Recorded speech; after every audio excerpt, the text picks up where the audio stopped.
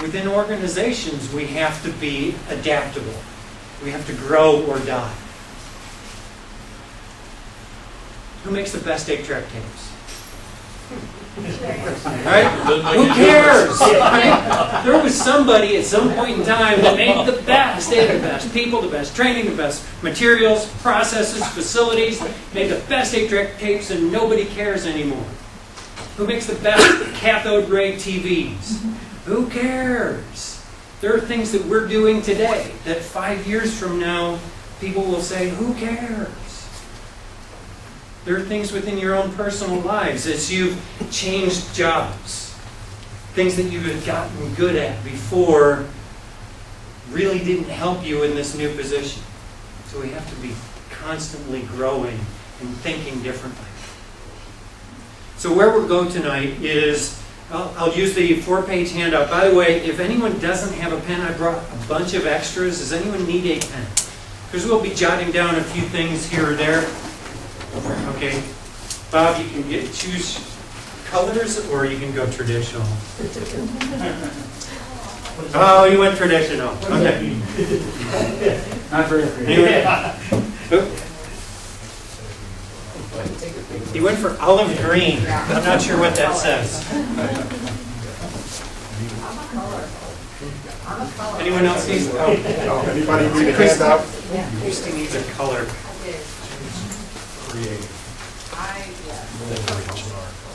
Did you need a handout? These are loaners, by the way. No. So you want the olive one back?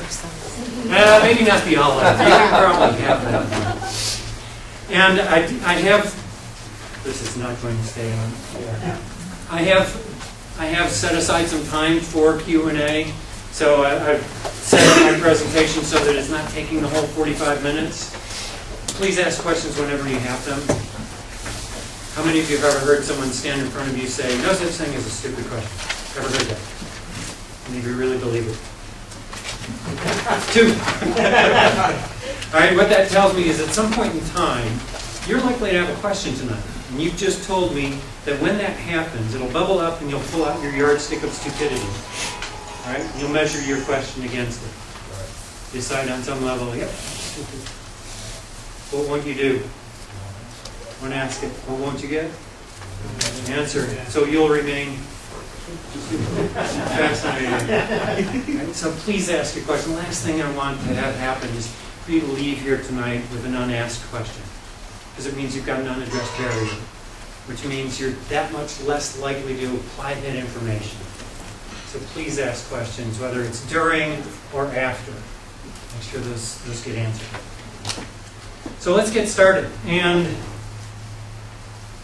just so you know, just a few slides and a lot of interaction. You'll notice there are some blanks in the handouts. That's because the more actively involved in the note-taking process you are, the better you remember it. So a couple of things to fill in. First, at the very top, we'll look at analytical versus creative thinking. What's the difference between those? Then where some of our thinking, our misguided thinking about creativity, where that came from as it relates to brain research. Then we'll get into barriers to creativity and some tools and techniques to work past those barriers. Okay, so we'll address the thinking outside the box, but inside the cube being our workplace. So let's fill in some of these blanks. So analytical thinking. So 4 basic characteristics here for you to fill in a few things. Convergent thinking. So you start with the grand universe of possibilities. You narrow it down to the answer. Step-by-step process or linear process. Tends to be statistical or numbers driven. And generally speaking, one right answer. And we can almost fill in the creative thinking attributes just by looking at the opposite of these. So for creative thinking, no wrong answers is key here. Divergent thinking. So you start with, here's the problem, and then explore outward. Entertaining the universe of possibilities. Random process, I put that in quotes because it's not really random. Creativity isn't a random process, it's just not a linear process. Most of us have been conditioned to think that linear is logical. And if that was truly the only form of logic, the computer industry wouldn't be spending billions of dollars trying to make computers that think like the human brain. So, random quote-unquote process. Intuition or gut-driven. And lastly, infinite. I think multiple also fits in your space if you prefer multiple. Going back to intuition or gut-driven. Some little tidbit you may not know, but there are actually 3 regions of the body that when we think, there are cells that are firing up. Obviously this one, you know. But when you know something, really know it, where do you feel it? In your gut. And the walls of the intestines are cells that synapse during thinking. Right? Where else do you feel it? Because you can't feel it up here. There aren't nerve endings. In your heart. And one specific that Dr. Landon mentioned earlier that he studied is called the baroreceptor. What he found is when the baroreceptor, and if you're looking, it's B-A-R-O-R-E-C-P-T-O-R. When the baroreceptor is open, so is our brain. In other words, when the baroreceptor is open, we're open to new thinking, challenging our existing ways of thought, challenging the old rules. When the baroreceptor is closed, so are we. And you'll see where this ties in at the bottom of the page here. So, the old model of the brain, this is one most of us have seen. This was first theorized in the late 1950s. Dr. Roger Sperry got a Nobel Prize award for this. Left side is logic and numbers and sequencing and analysis and language. By the way, there's a difference between the male brain and the female brain on language. You'll notice that. Female's much larger. Actually, the male brain uses primarily the left side for language, almost exclusively. Female brain has it co-located. So language center is almost of equal size on both sides for the female brain. Right side, rhythm, colors, daydreaming, spatial thinking, gestalt, or big picture. And when this research first started coming out, we started throwing labels on it.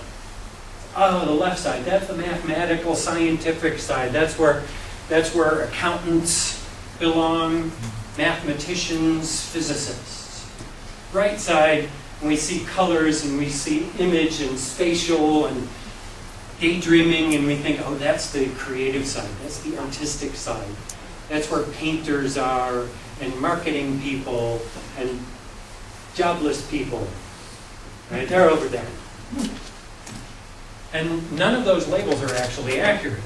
And it's starting to be borne out by more recent research that finds this is actually how the brain divides responsibilities.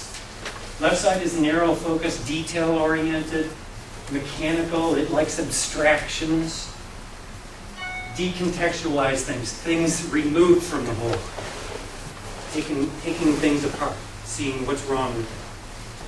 Denotative language, whereas the right side is broadly focused, vigilant. That surprised me when I first read that. The right side is primarily responsible for vigilance. If you've ever been in a huge room and somebody way on the other side of the room moves, and your eyes automatically, that's the right side of the brain kicking in. Just being aware there might be a threat over there, somebody's moving. Alertness, living beings, interconnection between things, understanding body language. So as you look at this new model, where's creativity? Yeah. Where's mathematics? Oh. Where's science? Music? Marketing? Can you explain or give an example of denotative language? Definition versus personalized meaning. Have you ever had someone use a word and they used it innocently? They knew the definition of the word, but you had connotations around it There's some words that we have deeper meaning to. I'm trying to think of an example. Anyone got an example we could use? Denotative versus connotative? And I can only think back to the saying, it's only 10% what you say, 90% how you say it. a lot of it has to do with that, with the body language and the intonation of the voice. I can't come up with something. Give me time and I'll come up with one. Yeah, put it in the parking lot. So we start to realize that creativity isn't just the job of one side of the brain or the other. It's the whole brain working in concert. Just like everything in life. And in fact, nothing has been found to be just exclusively on one side or the other. Just FYI, the one thing that has been found to be the most brain involving is playing music while reading it from the sheet. Say that again. Playing music while No, reading the it from the first sheet. part. Most brain Most involving. brain involved. It uses the most centers of the brain. Very close behind it is chess, and then I think fantasy football is third. I keep trying to sell that, nobody's buying that one. Okay, so let's take a look at some of the things that have limited our creativity. On page 3, the way I've set this up is there's 4 things we'll go through. At the top of each quadrant is a barrier, and at the bottom of it is a technique to work past that barrier. So for this first one, whiteboard marker, just making sure. So for the first one, you've got some working space there. Little challenge. Put that on your page in that upper left-hand quadrant. Here's your challenge. I want you to work on this individually. Add a line and make 6. There's an infinite number of solutions. So add a line and make 6.